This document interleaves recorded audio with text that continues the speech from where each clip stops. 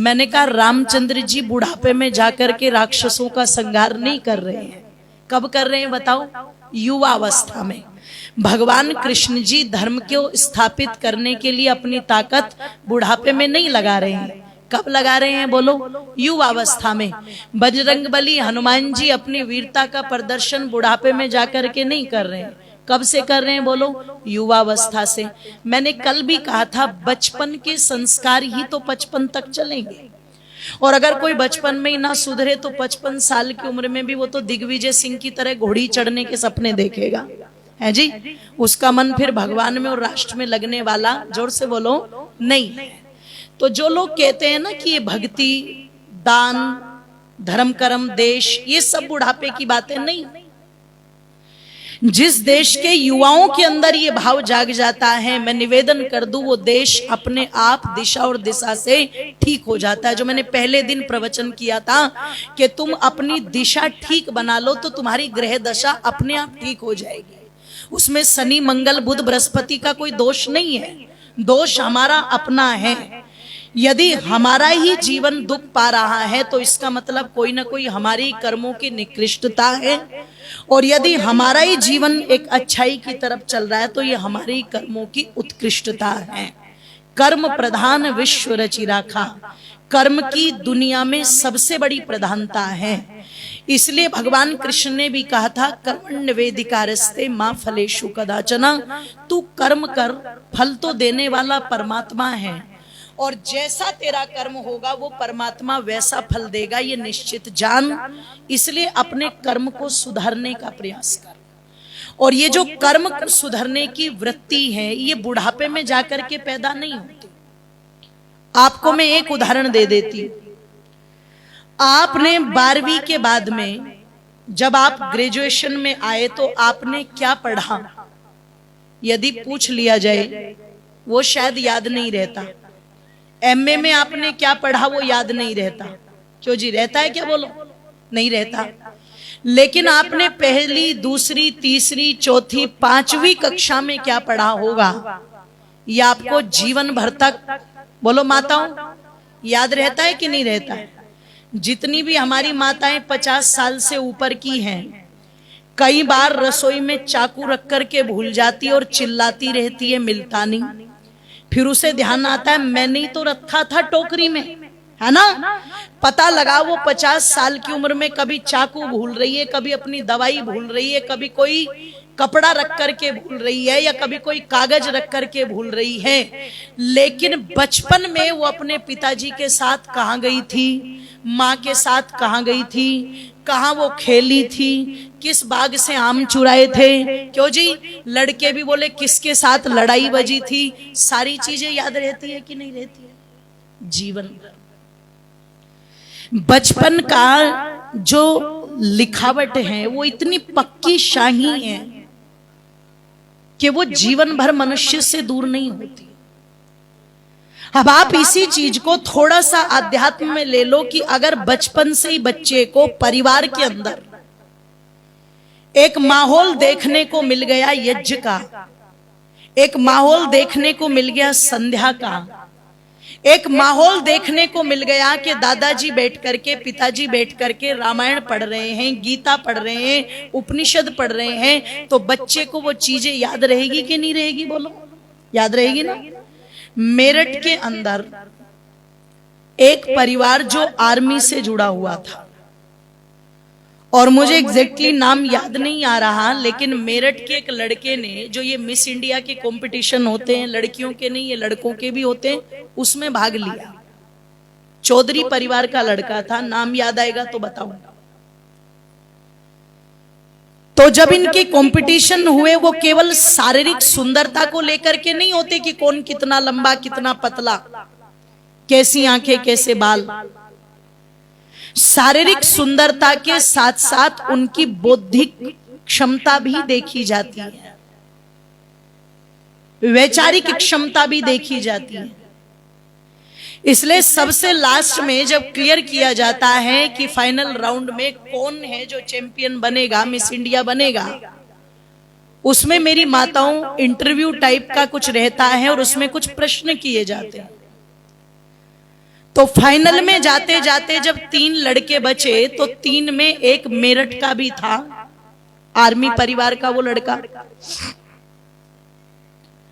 जब इन तीनों से प्रश्न किया गया कि यदि तुम्हें भगवान मिल जाए तो तुम क्या करोगे, एक लड़के ने उत्तर दिया, यदि मुझे भगवान मिल जाए तो मैं कहूंगा मेरे परिवार में मेरी माताजी बड़ी बीमार रहती है, उनके सारे कष्ट दूर कर दो, मैं अपनी मां के लिए प्रार्थना करूंगा। दूसरे से पूछा तुम्हें भगवान मिल जाए तो तुम क्या करोगे? इसने कहा जी मैंने बचपन से अपना जीवन बड़ी गरीबी में काटा है, अपने माँ बाप को बड़ा परेशान देखा है, तो मैं भगवान से यही प्रार्थना करूंगा, मेरे दाता तू मेरे माता पिता को या मुझे इतना धन देना कि आगे चल के हमें किसी को गरीबी न देखनी पड़े। जब इस मेरठ वाले लड़के से प्रश्न किया कि यदि तुम्हें भगवान मिल जाए तो तुम क्या करोगे, लड़के ने दोनों हाथ जोड़े और दोनों हाथ जोड़ करके वो लड़का कहता है मैं भगवान से एक ही प्रार्थना करूंगा, क्योंकि वहां पर सेकंडों में उत्तर देना होता है, घंटों का समय नहीं होता, सेकंडों में उत्तर देना है। इसने कहा मैं हाथ जोड़ करके भगवान से एक ही प्रार्थना करूंगा, सर्वे भवन्तु सुखिनः सर्वे सन्तु निरामया सर्वे भद्राणि पश्यन्तु मां कश्चित् दुख भाग भवेत्। सबका भला करो भगवान, सब पर दया करो भगवान, सबको 2 वेदों का ज्ञान और सबका सब विधि होकर मैं ये प्रार्थना करूंगा। तीनों जजेस ने निर्णय सुना दिया फाइनल। और जब निर्णय सुनाया तो इस लड़के से कहा एक बात बताओ तुम, इन दोनों ने जो उत्तर दिए इनके उत्तर में क्या था? स्वार्थ था, व्यक्तिगत चीजें थी, चाहे वो मां के लिए हो चाहे परिवार के लिए। पर तुम्हारा जो एक उत्तर था वो इतने गजब का था, एक यूनिवर्सल प्रे जिसको कह सकते हैं, एक सार्वभौमिक प्रार्थना सबके लिए, सब में तो सब आ गए, न वहां देश रहा न वहां सीमा रही, सब में तो सब आ गए। और सब में केवल मनुष्य नहीं, जोर से बोलो, जीव भी आ गए। सबका भला करो भगवान, जलचर थलचर नभचर जितने भी हैं। सडनली तुम्हारे माइंड में इतनी अच्छी प्रार्थना कैसे आई? तो वो लड़का उत्तर देता है सडनली नहीं आई सर, मेरा परिवार आर्य समाजी है, हम आर्य समाज को मानते हैं, महर्षि दयानंद को मानते हैं। उन्होंने कहा तो फिर? अरे बोले बचपन से जब से मैंने आंखें खोली हो संभाला है, मैंने अपने घर में प्रतिदिन अपनी मां को यज्ञ करते हुए देखा है, और मेरी माता जब यज्ञ करती हैं और पूर्ण आहुति करती हैं तो पूर्ण आहुति के बाद प्रतिदिन यही प्रार्थना बोलती है। तो ये तो हमारे घर के बच्चे बच्चे तो छोड़ो, पेड़ों के पत्तों पत्तों को भी ये प्रार्थना याद है। ये तो मेरे बचपन के संस्कार है जो मुझे आज यहाँ काम आ गए और जिन्होंने मुझे विनर बना दिया, जितवा दिया। ये होती है बचपन की चीज। और जिसने अपने घर में ये माहौल देखा ही नहीं, क्या होगा फिर जो द केरला स्टोरी के अंदर हुआ कि एक लड़की जिसको दिखाया गया है कि जिसकी फोटो को सोशल मीडिया पर वायरल कर दिया गया, या पता लगा जिसके साथ पता नहीं कितने मुस्लिम लड़कों ने व्यभिचार किया, वो लड़की रो करके अपने पापा से कहती है पापा तुमने बचपन में इतनी बात बताई, लेकिन ये तो बताया ही नहीं कि मेरा धर्म क्या है, आपने ये तो बताया ही नहीं कि मेरी मान्यताएं क्या हैं, आपने कभी मुझे ये बताना तो आवश्यक समझा ही नहीं कि बेटे हमें किन विचारों को मान करके चलना चाहिए। आपने कभी धर्म की चर्चा तो की ही नहीं। वो लड़की जो प्रश्न कर रही है वो एक ऐसा प्रश्न है आपके लिए, आप भी विचार करो, क्या आप अपने बच्चों से अपने धर्म के विषय को लेकर के घर में कभी कोई चर्चा करते हैं क्या? जोर से बोलो है जी। बच्चों को नाम धरना तो बहुत आसान है, गधा, नालायक कहीं का, पड़ोसी के बच्चे को देख, फलाना देख, ये कहना तो बहुत आसान है। पर उस बच्चे को बैठा करके और अपने धर्म की जानकारी देना, उसके बारे में बताना, आज हमें ये मुश्किल लगता है। और कितनी आसानी से माँ बाप कह देते हैं कि बच्चे सुनते, जोर से बोलो। गलती उनकी नहीं है कि वो सुनते नहीं है, गलती आपकी है। आपने अपनी पोजीशन ऐसी बनाई नहीं कि वो आपकी सुने। आपका बच्चा आपकी नहीं सुन रहा है, लेकिन किसी की तो जरूर सुन रहा है ना। और वो जिसकी सुन रहा है, एक बार देख लो आखिरकार उसने ऐसा क्या किया कि बच्चा आपकी ना सुन के उसकी सुन रहा है। तो आप भी इस चीज को बनाते हैं और आप सोचो कि वो 14 साल 15 साल का हो जाएगा तब बनाएंगे, तब तक तो खेल खत्म। जो होगा उससे पहले होगा। ऋषि कहते हैं जहां प्यार दिखाना चाहिए वहां प्यार दिखा करके मनाओ, और जहां थोड़ा सा शक्ति अपनानी चाहिए वहां उससे अपनाओ। लेकिन ये कब तक करो? ये जब तक वो 15 साल से नीचे नीचे का तब तक करो बस। जिस दिन 15 साल का हो जाए उस दिन तो डंडे को रख दो एक तरफ और बच्चे के कंधे पर हाथ रख के कहो बेटे आज से हम दोनों मित्र हैं, तुम्हें कोई भी बात कहनी हो तो मुझसे कहना। गालियां दे करके, दुदकार करके नहीं। सुन नहीं रहे हैं तो गलती हमारी है। आजकल मैं ज्यादातर देखती हूँ बच्चे पर एक प्रेशर रहता है, पढ़ ले पढ़ ले पढ़ ले। अब पता लगा वो छोटा सा बच्चा, इतना उसमें बोझ नहीं होता जितना उसकी किताबों में। मुझे तो हैरानी हुई, छोटा सा भतीजा है मेरा, और एक दिन पता नहीं वो क्या अपना काम कर रहा था और जब वो स्कूल का बैग भरने लगा तो 20 कॉपी। मैंने कहा बेटे 20 कॉपी किस लिए? तो उसने बताना शुरू किया ये इस सब्जेक्ट की लगी हुई है, ये इसी की सेकंड वाली बुक की लगी हुई है। उसने इतने गिना दिए। मैंने कहा बस बस चुप हो जा। अब पता लगा कि वो छोटा सा बच्चा स्कूल से आया, तुरंत उसकी मम्मी चिल्लाती और कहती है चल ट्यूशन में, चल ट्यूशन में। बचपन कहां बचा उसका? बचा क्या उसका बचपन? बोलो नहीं। स्कूल में से आया और तुरंत उसकी मम्मी, बुरा मत मानना, बिल्कुल ऐसे बैठ जाती उनको लेके कैप्चर करके जैसे ये टॉर्चर रूम में बैठी हुई हो। और जो थोड़ा बहुत समय बचता है वो मोबाइल पर व्यतीत कर देता है। अब उसे पता ही नहीं कि मिट्टी में खेल करके जो गुण जो तत्व उसके शरीर में आने चाहिए थे वो, जोर से बोलो, नहीं आए। धूप से जो एनर्जी उसकी बॉडी को मिलनी चाहिए थी वो, जोर से बोलो, नहीं मिली। जो शुद्ध हवा उसकी नासिका के माध्यम से उसके मस्तिष्क में जानी चाहिए थी वो, जोर से बोलो, नहीं गई। और जब उसको शुद्ध हवा, शुद्ध मिट्टी, शुद्ध धूप नहीं मिल रही है तो क्या होगा?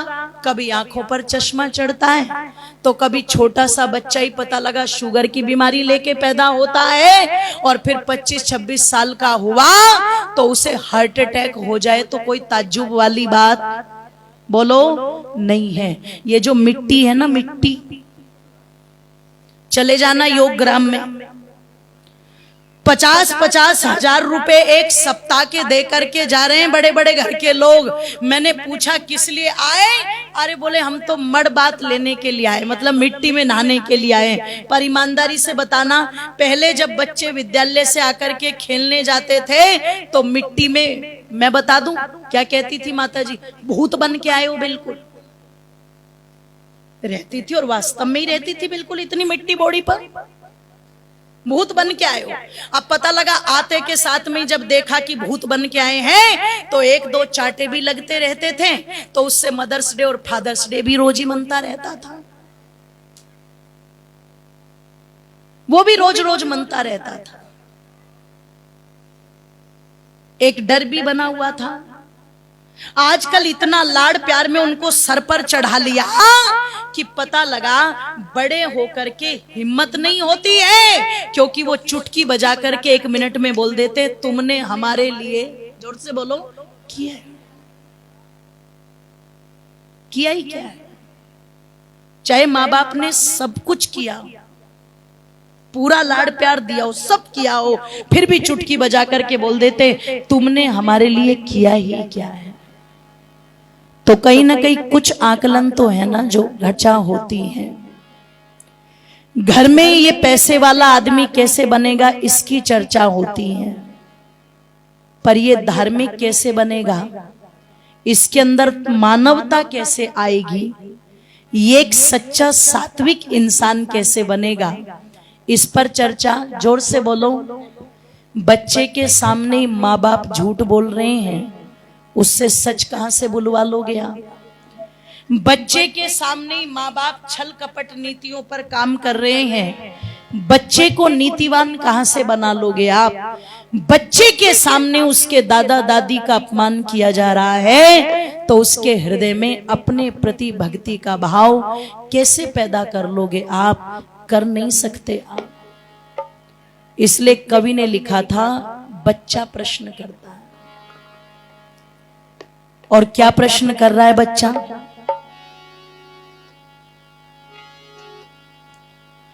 कि कैसे हम बन जाए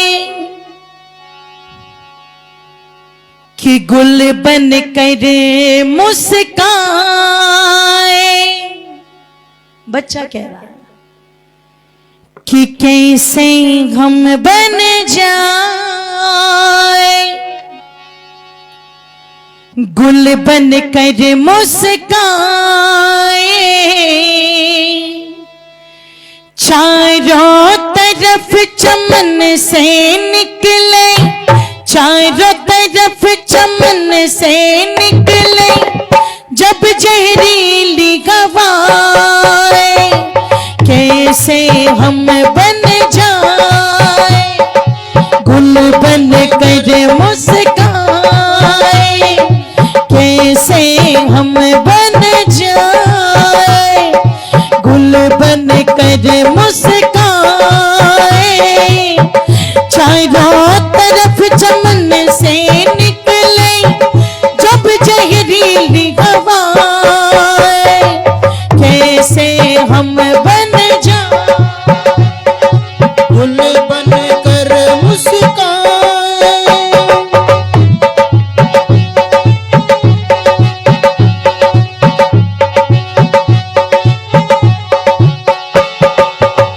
पहला दोष है माता का जो हमको नहीं जगाती है, पहला दोष है माता का जो हमको नहीं जगाती है, रख कर अपने पल्लों में ये डांट से हमें बचाती है, रख कर अपने पल्लों में ये डांट से हमें बचाती है, लगा लगा गर्दन पे हाथ हमको चाय पिलाती है, सोते समय भूतों की ये हमको बात बताती है, सोते समय भूतों की ये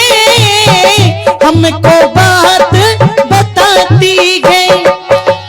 क्यों ना भागे रण से हम जब, क्यों ना भागे रण से हम जब लाश पड़ी वहां पाए, कैसे हम बन जाए गुल बन कर मुस्काए, चारों तरफ चमन से निकले जब जहरीली हवाएं, कैसे हम बन जाए।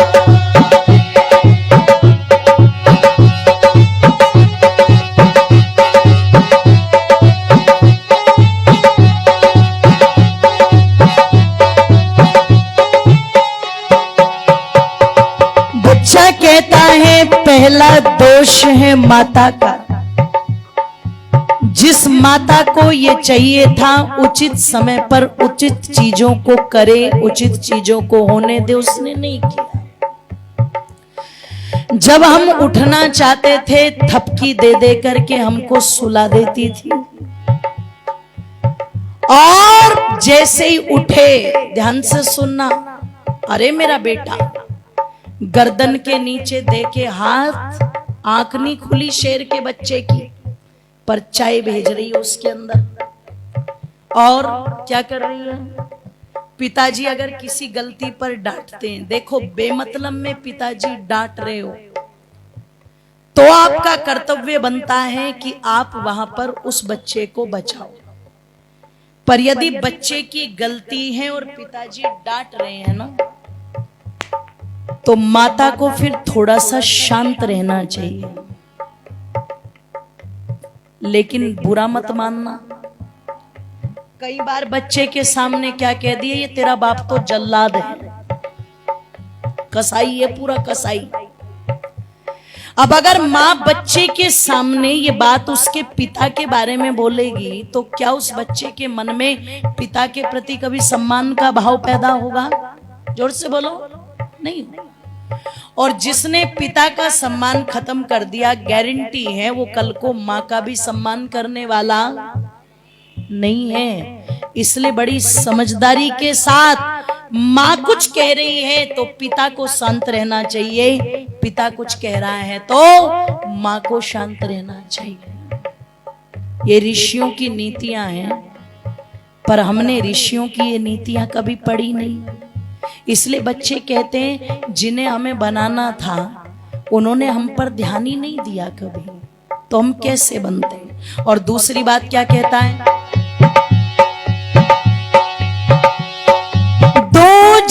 दोष पिता का है जो नहीं ध्यान में लाते हैं, दूजा दोष पिता का है जो नहीं ध्यान में लाते हैं, मम्मी के संग झगड़ा करके हमको रोज दिखाते हैं, मम्मी के संग झगड़ा करके हमको रोज दिखाते हैं, मेहमा कोई आ जाए तो दारू उसको पिलाते हैं, दारू पिलाने की खातिर चीजें हमसे मंगवाते हैं, दारू पिलाने की खातिर चीजें हमसे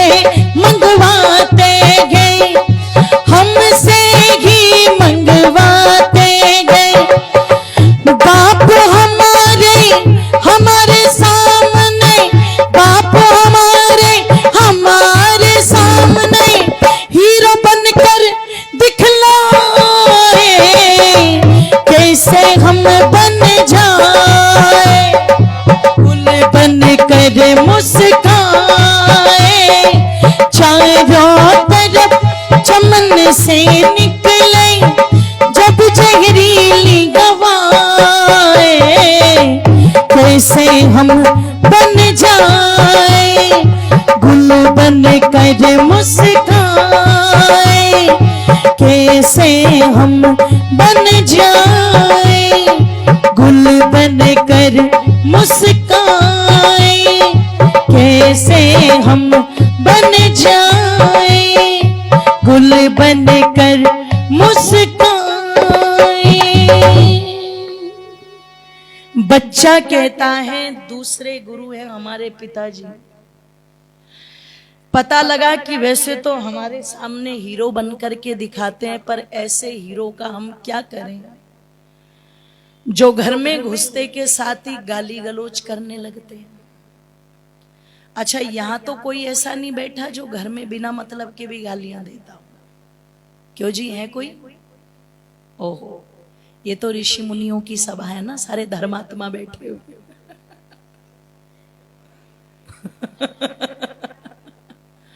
सच कह रहे हो बाबूजी आप, कि कैसे बता देगा कोई, लेकिन जो विरले होते हैं वो अपनी बुराई पहले बता देते हैं। जैसे स्वामी श्रद्धानंद की एक पुस्तक है, मेरे कल्याण मार्ग का पथिक, मैं जरूर कहूंगी, और युवा भाइयों से तो जरूर कहूंगी, बहनों से भी एक बार उस पुस्तक को पढ़िएगा आप।